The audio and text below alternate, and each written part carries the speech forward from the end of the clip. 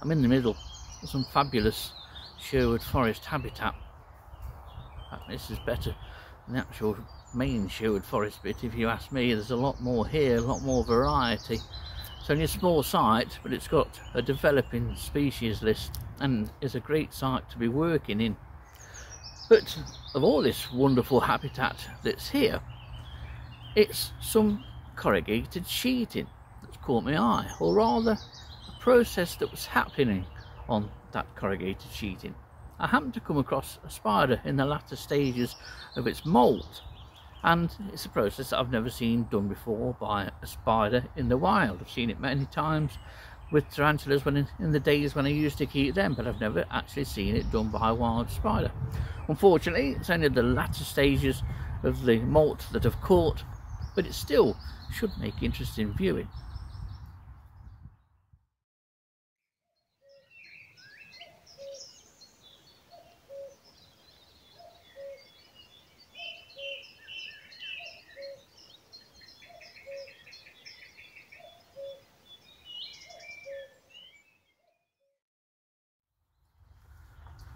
I've just happened to come across this, and this is a spider just about completing its moult. I've no idea on the species of spider. It is close to a rather large Noctinia umbratica orbweb, but I think this is one of the crab spiders. The old exoskeleton is attached to this metal corrugated sheeting, and you can see the new and larger and fresher version of the spider just stretching its legs out at the bottom. I've never seen this in the wild. I've seen it many times with tarantulas in captivity, but not with a wild spider. And it looks as though it's one of the philodromas. It could be most likely Philodromus aureolus, but they're a very difficult lot of the Philodromidae.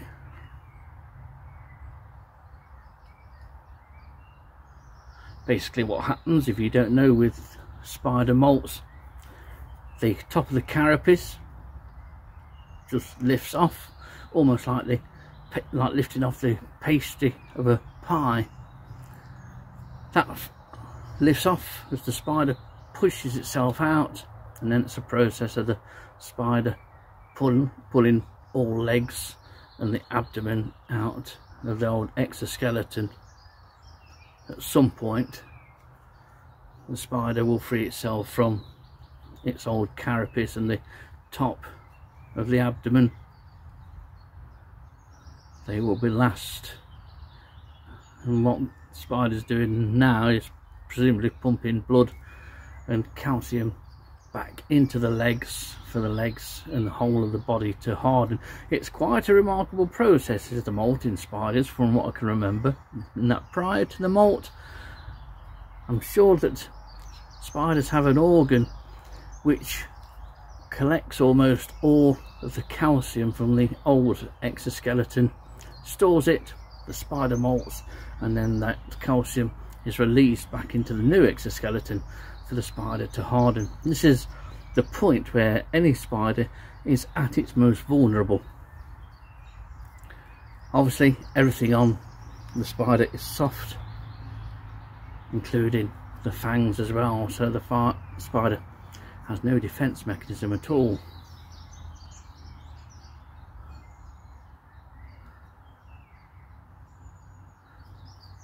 But something, say, I've never seen before, quite by chance, just looking for spiders on the outside of this building. I thought that looked odd, and then I could see it was moving, so it was on with the camera just to capture what is left of this molt. And you can see the spider has twisted round to face us.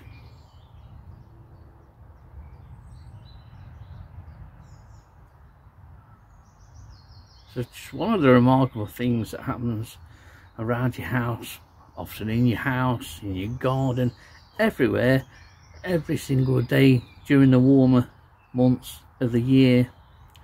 One of those remarkable processes that nature has and has provided us to enjoy. It is an amazing feat. And there's 8 amazing feet technically, and 8 amazing legs.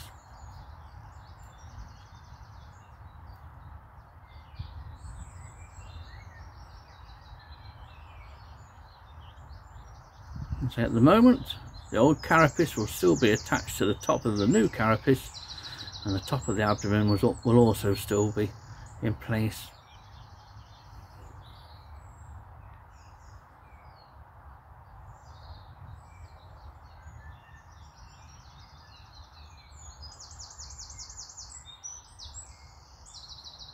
The whole process here would have taken at least an hour, I would imagine, from start to finish. Usually spiders will lay down some kind of silk and pad and they'll attach themselves to that. Tarantulas, they do quite a considerable silken mat and then flip themselves over. They molt on the backs, and you can see here that's the position that tarantulas find themselves in. I suppose in a way this one is also on its back, but it's hanging vertically. You can see those legs being stretched, moved, manipulated and manoeuvred.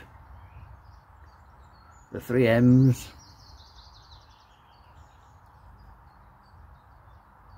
And hopefully the molt will be complete very soon.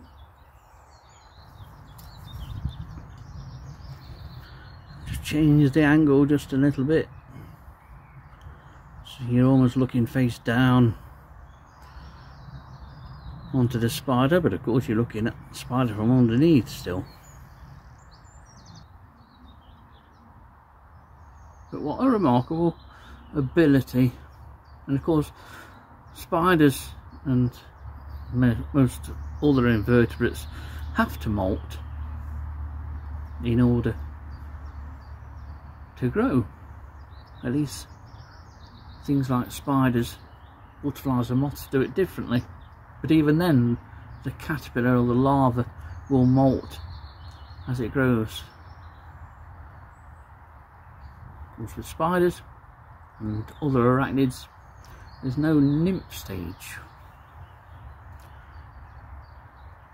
From the minute they're born, come out of the egg, they're just miniature versions of what they're going to be eventually.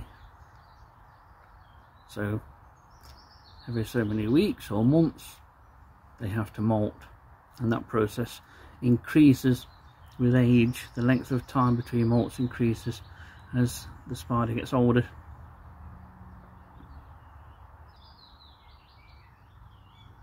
It would be nice to see it right itself.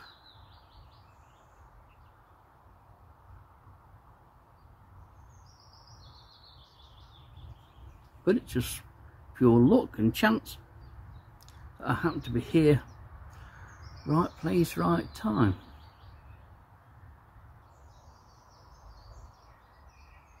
Here we go.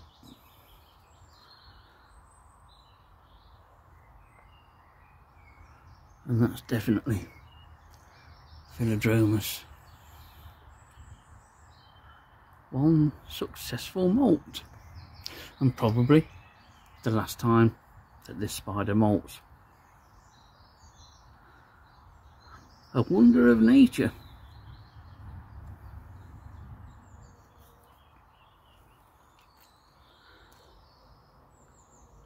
Well, we've had a bit of movement. In fact, the spider went underneath the molt. You can probably see how much larger and leggier the spider is now compared to the molt that it's just come out of.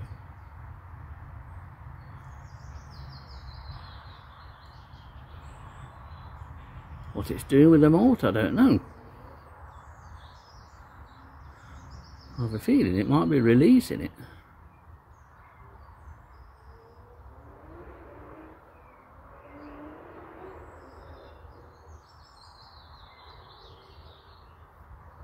That gives an indication of how much longer the legs are now than what they were. It's quite a remarkable thing, and if a spider loses a leg or 2 legs or 3 legs at any time, as long as it's not totally mature, those legs will be replaced at the molt. They will be smaller and pretty useless, but after another 2 molts they'll be fully sized. And that's a remarkable process, because if you've got a 7 or 6 leg spider at the time, and then it molts and all of a sudden it has 2 new legs to replace those, where does it keep them? It's puzzled me, because as far as I'm aware there's no space, although there must be, within the new exoskeleton once it's got rid of the old skin. It is a remarkable process.